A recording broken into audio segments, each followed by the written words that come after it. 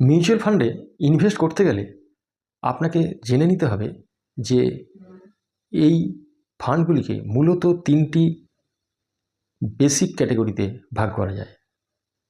1 number equity fund, 2 number debt fund, 3 number hybrid fund. Equity fund অর্থাৎ equity নির্ভর, stocks নির্ভর।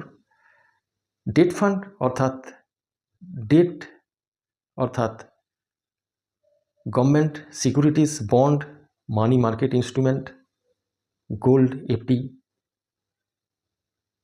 তৃতীয় যে ক্যাটাগরি হাইব্রিড, সেটা এই ইকুইটি এবং ডেটের সংমিশ্রণ। তো ইকুইটি ফান্ড আবার কত ধরনের? Equity fund large cap, mid cap, small cap, মূলত এই 3 ধরনের। এরপর মাল্টি ক্যাপ, ফ্লেক্সি ক্যাপ বা ইন্ডেক্সের মধ্যে এই ইকুইটি বিভিন্ন পার্সেন্টেজে অ্যালোকেশন। তো এই যে লার্জ, মিড এবং স্মল, কোনগুলিকে বলা হয় লার্জ ক্যাপ, কোনগুলিকে মিড এবং কোনগুলিকে স্মল ক্যাপ। ভারতবর্ষের সবথেকে যে বড় র্যাঙ্কিংয়ে যারা 1 থেকে 100 পর্যন্ত থাকে তাদেরকে লার্জ ক্যাপ ফান্ড বলা হয়।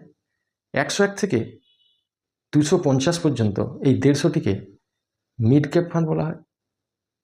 251 এবং তার নিম্নে যে সমস্ত কোম্পানি, সেইগুলিকে বলা হয় স্মল ক্যাপ। ধন্যবাদ।